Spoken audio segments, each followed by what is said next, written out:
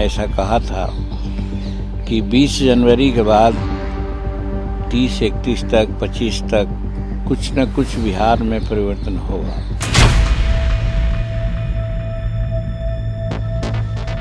जहाँ है वहाँ नीतीश जी काफी परेशान हैं, इसलिए वहाँ से निकलना चाहते हैं। राजनीतिक क्षेत्र में दरवाजा तो कभी बंद होता नहीं है।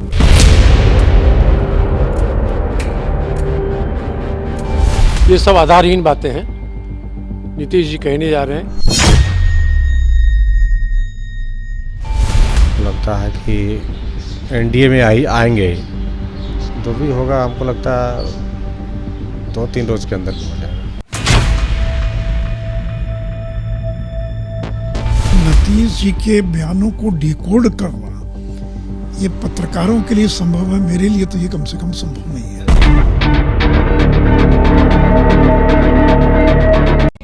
सुशील मोदी ने बिल्कुल ठीक ही कहा है कि नीतीश कुमार जो कहते हैं उसे समझ लिया जाए, ये इतना आसान नहीं है। और इसलिए कहा जाता है कि नीतीश कुमार एक रहस्य है।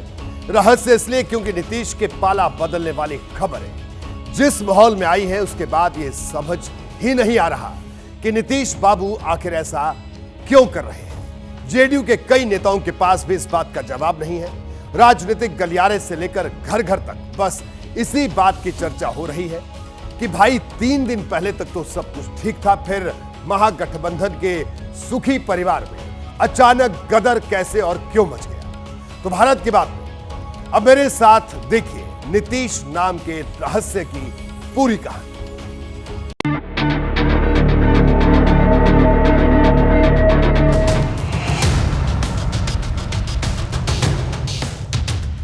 आपकी स्क्रीन पर मौजूद ये तस्वीर कोई आम तस्वीर नहीं है। ये तस्वीर बिहार की राजनीति में आए भूकंप की गवाही देने वाली तस्वीर है। शाम को करीब 4 बजे का वक्त हो रहा था।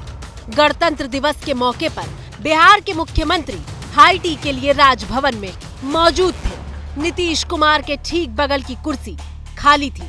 दरअसल इस कुर्सी पर बिहार के डिप्टी सीएम तेजस्वी यादव के नाम की पर्ची लगी हुई थी। उन्हीं का इंतजार हो रहा था। सीएम आकर कुर्सी पर बैठ चुके थे, लेकिन तेजस्वी कार्यक्रम में नहीं पहुंचे थे। बिहार में मची राजनीतिक उठापटक के बीच ये तस्वीर पूरे देश के न्यूज चैनल की सुर्खियां बनी हुई थी कि नीतीश के ठीक बगल में तेजस्वी यादव की कुर्सी खाली है। कुछ देर में तो राज्यपाल भी वहां पहुंच जाते हैं और इसके बाद जो हुआ उसका किसी ने अंदाजा भी नहीं लगाया था। नीतीश कुमार इशारा करके सामने बैठे मंत्री अशोक चौधरी को बुलाते हैं।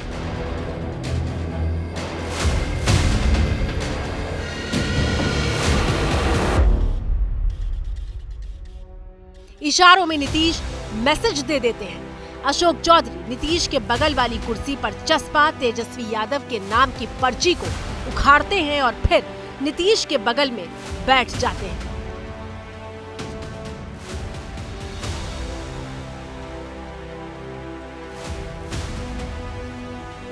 दोनों बातचीत में तल्लीन हो जाते हैं और अशोक चौधरी तेजस्वी यादव के नाम की पर्ची को हाथ में लेकर मसलते रहते हैं। कहते हैं राजनीति में तो इशारा ही काफी होता है, लेकिन यहां तो पूरी की पूरी तस्वीर बिहार के मौजूदा राजनीतिक परिदृश्य की गवाही बनकर आंखों के सामने है। लेकिन जनता अब भी यह समझ नहीं पा रही कि आखिर नीतीश ने पाला बदलने का मन बनाया तो क्यों बनाया, क्योंकि 3 दिन पहले तक तो सब ठीक था। तस्वीरें 23 जनवरी की हैं, जब नेताजी सुभाष चंद्र बोस की जयंती पर बिहार के मुख्यमंत्री नीतीश कुमार और डिप्टी सीएम तेजस्वी यादव ने कार्यक्रम में न सिर्फ साथ में शिरकत की थी, बल्कि दोनों के बीच सब कुछ ठीक नजर आ रहा था। दोनों के बीच किसी तरह के तनाव का कोई संकेत तक नहीं मिला था।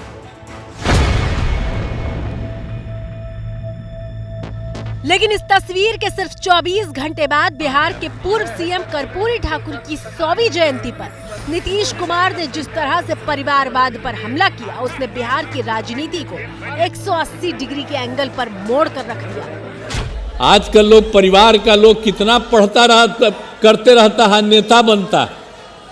और जब उतने बड़े नेता थे वो अपने किसी लड़के को करने नहीं दो। जब वो चले गए तो हम ही लोग रामनाथ ठाकुर जी को आगे बढ़ाए। जननायक कर्पूरी ठाकुर जी से ही सीख करके हमने भी अपने किसी परिवार को आज तक नहीं बढ़ाया है। नीतीश के इस हमले को लालू परिवार पर हमले की तरह माना गया और उसके बाद बिहार की राजनीति में इतनी तेजी से बदलाव आया कि आरजेडी तो आरजेडी, जेडीयू के नेताओं को भी ये समझने में वक्त लग गया कि बदलाव के इस बयान पर क्या और कैसे बयान दिया जाए। नरेंद्र मोदी जी प्राइम मिनिस्टर चाहते भी थे नीतीश जी को, लाइक भी करते हैं, पसंद भी करते हैं, ये चाहते भी थे कि साथ रहें।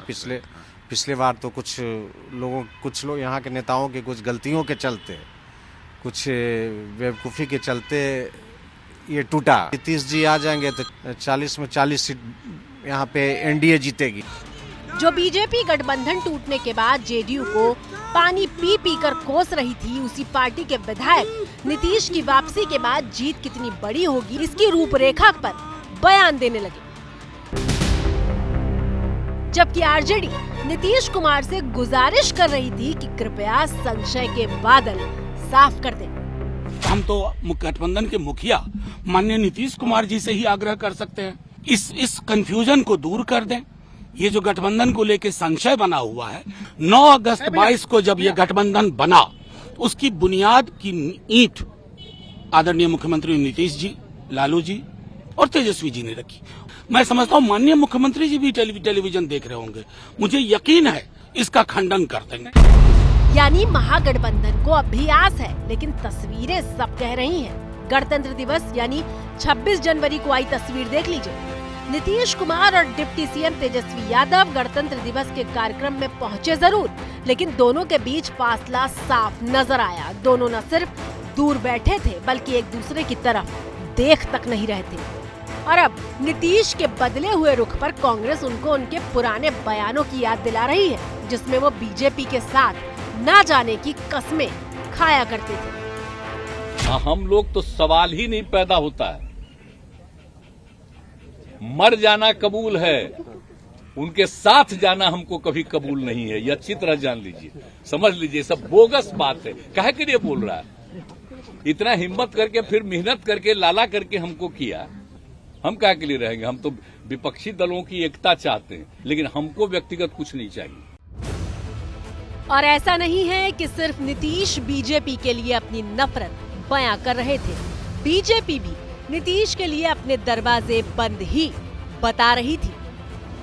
किसी के मन में ये संशय हो कि चुनाव के परिणामों के बाद नीतीश बाबू को फिर से भाजपा एनडीए में लेगी, तो मैं बिहार की जनता को स्पष्ट कह देना चाहता हूं और लल्लन बाबू को भी स्पष्ट कहना चाहता हूं, आप लोगों के लिए भाजपा के दरवाजे हमेशा के लिए बंद हो चुके हैं। लेकिन राजनीति में न दुश्मनी सदा के लिए और न ही दोस्ती। सुशील मोदी का बयान सुनकर आप समझ जाएंगे कि पॉलिटिक्स का मतलब होता क्या है। नीतीश कुमार का हो गया, बहुत हो गया, और जितनी बार उन्होंने धोखा दिया है, तब बीजेपी को तीसरी बार या चौथी बार उनकी तरफ हाथ नहीं मिलाना चाहिए। राजनीति में कोई दरवाजा परमानेंट बंद नहीं होता है, आवश्यकता अनुसार दरवाजा खुलता रहता है और बंद होता रहता है। नीतीश और लालू परिवार के बीच खटपट की खबरों ने लालू की बेटी रोहिणी आचार्य के ट्वीट ने मोहर लगाई थी। गुरुवार को 5 मिनट के भीतर नीतीश पर हमला करते हुए रोहिणी ने 3 ट्वीट किए, लेकिन 2 घंटे बाद डिलीट भी कर दिए थे, पर तब तक तो मैसेज जा चुका था। बिहार तो हमेशा से बड़ा बड़ा चीज करते रहा है, इसमें कौन नई बात है। फिर से कसरत शुरू हुआ है, कसरत को करने दीजिए। नहीं बीजेपी सब, मैं नाम नहीं ले रहा हूँ किसी का, बट कसरत चलते रहता है। बिहार को लेकर के भाजपा के दरवाजे जो खुले वो खुल गए हैं क्या नीतीश कुमार? बंद जो दरवाजे थे सुशील मोदी, हमारे दरवाजे तो सदा बंद हैं। आगे मैं कार्य करता हूं, पार्टी सर्वोपरि। हुआ ये कि रोहिणी के ट्वीट से लालू परिवार और नीतीश के बीच खटास की जो आग लगी थी वो ज्वालामुखी बन गई। लालू और नीतीश के बीच पैदा हुई खटास कैसे खाई बनी वो तो आपने देख लिया, लेकिन अब बारी उस सवाल का जवाब जानने की है कि खटास की नींव किस बात से बनी। नीतीश के मन में ऐसा क्या आया कि उन्होंने महागठबंधन का साथ छुड़ाने का और बीजेपी का दामन थामने का फैसला किया। तो चलिए आपको नीतीश के इस फैसले के पीछे की 2 वजह बताते हैं। पहली वजह लालू परिवार का दबाव, दूसरी वजह जीत की गारंटी।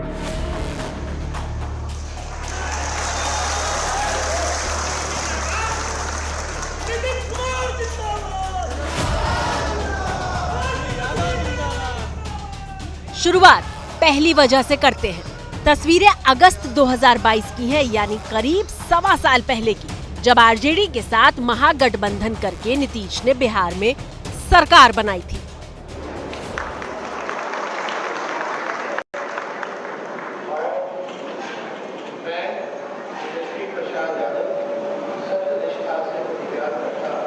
उस वक्त डिप्टी सीएम पद की शपथ लेने के बाद तेजस्वी यादव ने नीतीश कुमार के पैर छूकर आशीर्वाद जरूर लिया था, लेकिन लालू और नीतीश के बीच डील ये हुई थी कि वो तेजस्वी को बिहार का सीएम बनाएंगे।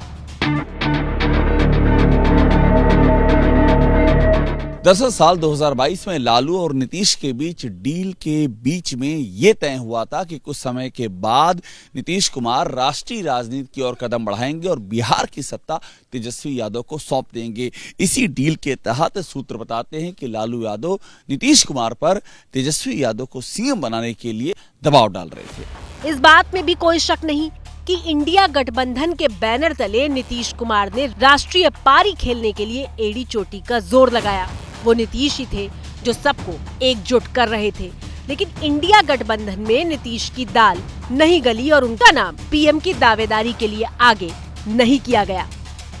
खड़गे जी को नाम हमने किया है तो हर लोग पूछता है एक फेस तो चाहिए, तुम्हारा फेस कौन है, तो इसी के लिए हम प्रपोजल दिया था कि खड़गे जी को होना चाहिए। खड़गे जी अगर फेस होगा तो ठीक है और हमारा कोई एतराज नहीं है। बावजूद इसके लालू तेजस्वी को सीएम बनाने की जिद पकड़े हुए थे। बढ़ते हुए दबाव के बीच नीतीश असहज महसूस कर रहे थे। नीतीश बिहार के सीएम की कुर्सी भी नहीं छोड़ना चाहते और राष्ट्रीय राजनीति के लिए भी फिलहाल आगे की कोई तस्वीर साफ नहीं है। और इसी बीच पटना के पॉलिटिकल कॉरिडोर में ये खबर तेजी से फैली कि लालू तेजस्वी को सीएम बनाने के लिए जेडीयू को तोड़ भी सकते हैं। फिर क्या था, नीतीश के कान खड़े हो गए। वजूद बचाने के लिए, अपना वजूद बचाने के लिए लोग कुछ कर सकता है।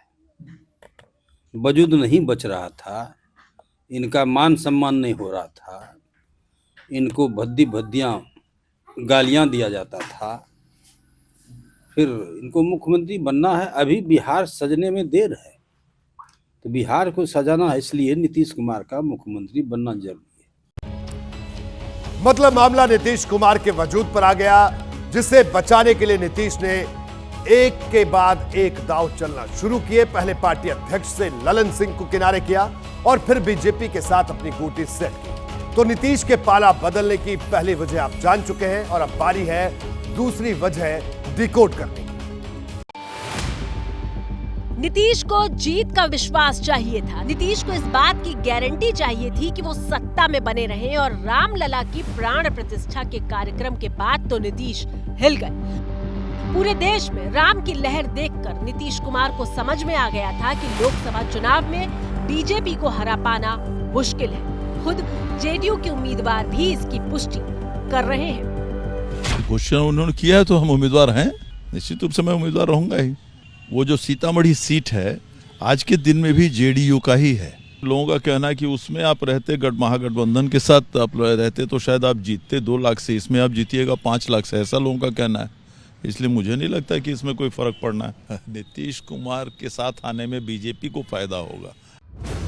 तय कि कुछ ऐसी ही सोच नीतीश कुमार की भी रही होगी। नीतीश सत्ता में रहने वाले शख्स पाला बदलना पड़े या फिर जिन्हें दुश्मन बनाया हो उनसे हाथ मिलाना पड़े, वो सरकार की चाबी अपने हाथ में रखना चाहते हैं। पाला बदलना ताकत भी होती है, कमजोरी भी होती है, लेकिन क्या है कि नीतीश कुमार को ये तारीफ करनी पड़ेगी आपको कि वो सबसे छोटे जातिगत समूह के नेता हैं। कुर्मी समूह कोई बहुत बड़ा पटना में या बिहार में समूह नहीं है जिसको लेकर राजनीति की जा सके। ताकतवर है लेकिन उसका वोट परसेंटेज के हिसाब से कोई बड़ा महत्व नहीं है। उसके बाद भी वो लगातार, आप पिछले 25 साल की राजनीति देखें तो नीतीश कुमार ही दूल्हा रहे हैं वहां की बारात के। नीतीश कुमार की एक बेदाग छवि है, दूसरी वो परिवारवाद की जो राजनीति बिहार में चलती है उससे अलग दिखाई देते हैं। और अब देखिए आरजेडी भी बीजेपी और जेडीयू दोनों को एक ही सिक्के का पहलू बता रही है। तो हमने मजाक में कहा कि भाई आप लोग जो है नीतीश कुमार को अविश्वसनीय बनाने के लिए सुपारी लिए हुए हैं क्या? हम कहे कि यही नीतीश सुशील है, आप सुशील से पूछिए। इन्होंने एक नहीं अनेक बार कहा है कि उनके लिए दरवाजा बंद है। तो सुशील मोदी ने उस समय प्रोग्राम में, अभी 3 दिन पहले की बात लेकिन आज कह रही है कि दरवाजा उसमें क्या जैसे नीतीश कुमार वैसे सुशील मोदी। बिहार में राजनीतिक तूफान बहुत तेज है।